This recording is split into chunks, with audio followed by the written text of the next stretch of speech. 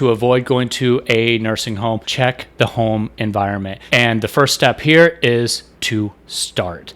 Just basically walk around the house and look for obvious things that stand out to you, that's a fall hazard, or that's a kind of a problem, or that part's usually kind of slippery right there. There's usually water on the floor over there. So looking around the house and finding out the most obvious things that you don't even need a rehab professional to help you find. Start with those things and then just go from there and start fixing those things. Something very simple is basically just clean up the house. Make sure it's removed of clutter so that someone doesn't trip over things.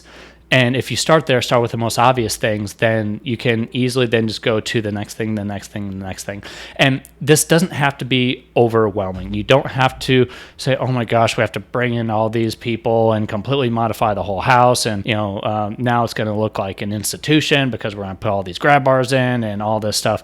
You don't have to start with that. Start with the most obvious things first. So the first place to start is the bathroom, because this is the most common place for people to fall. Look at, of course, the toilet, how high it is. Is a person able to stand up from the toilet well enough? And if not, do they need to work on their strength and their power of their legs?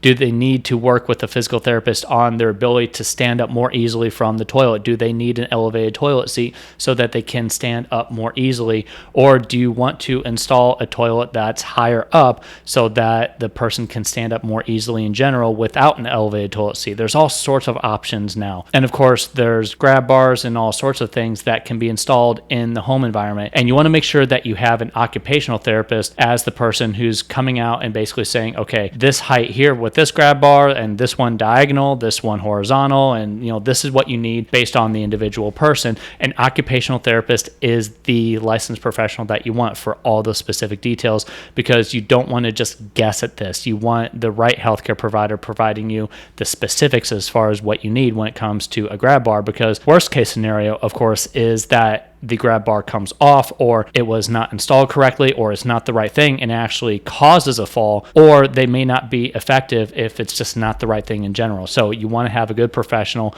usually an occupational therapist, that can come out and make all those details recommendations for you. Now, look at the floors in the home as well. And again, remove clutter from the home environment. You can put double-sided tape around the perimeter of your rugs, and that can avoid the conflict that a lot of families experience where the children want to pull up all the rugs and get rid of all the rugs in the house. And then, of course, the parent says, no, I love my rugs. Keep those there. And it's this big conflict. You can use double-sided tape to prevent that problem from happening. That way, the rugs are able to stay on the surface and they're not flopping up all the time. And of course, rugs can still be a problem because they're a transition piece, but at least they can be a compromise. And of course, to remove the problem altogether is removing the rugs altogether, and then you don't have those transition problems. And double-sided tape can be a happy compromise. Now, a lot of people think that carpet is better than hardwood floors because, it's a padded surface. So if I fall, then I'm less likely to get hurt. The opposite is the truth, because carpet provides a lot of problems for walkers, for canes, and also for our balance in general. And don't go in with the mentality of, I want to pad myself if I fall. And again, this sounds like common sense, but a lot of people say this all the time, or the idea of walking in the grass is actually better than walking on concrete because it's more padded. So if I fall, then I'll take the route with the grass because I'll be more padded. The opposite is the truth. So part of the problem with both grass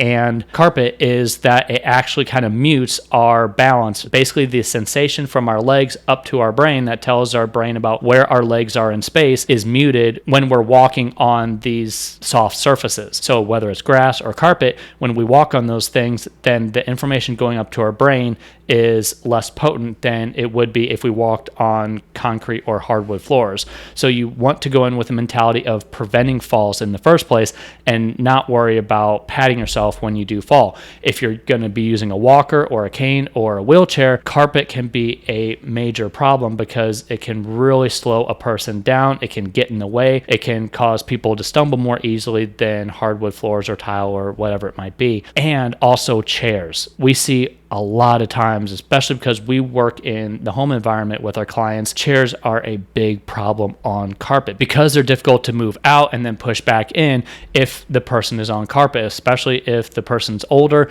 and they don't have the upper body strength, they may not have the balance. And so it's much more difficult to push a chair out and in if they're on a carpeted surface versus a hard flat surface. So outside the house, think about the steps going into and out of the house. Now, the big question I want you to ask yourself here is, does this environment need a railing based on the person's physical abilities where they are now or where they're likely to be in the relatively near future or even moderate term future? Do they need a railing based on the home environment? So how many steps are going into the house, and is that person going to be able to physically go up and down those steps quite easily based on their physical abilities?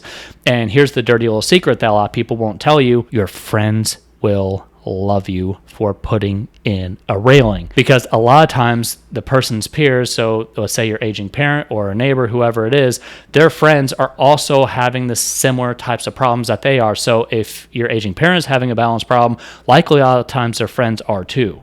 So they will be more grateful if you install a railing going into and out of the house, maybe even 2 railings. And the people who are visiting them on a regular basis, which is likely people who are their peers, will be very grateful for that, even if they don't tell you. So don't worry about, oh, what's it going to look like, or, what my friends think, or whatever it might be. Of course, these are the stories that we tell ourselves on a regular basis, but it's a railing that can be a big difference between someone falling on steps and not falling on steps. And the fall on steps can be a big catastrophe. These are the big falls that tend to happen that land people in the hospital and into a nursing home. So you want to address the question of, does a railing need to be installed, and then address that appropriately.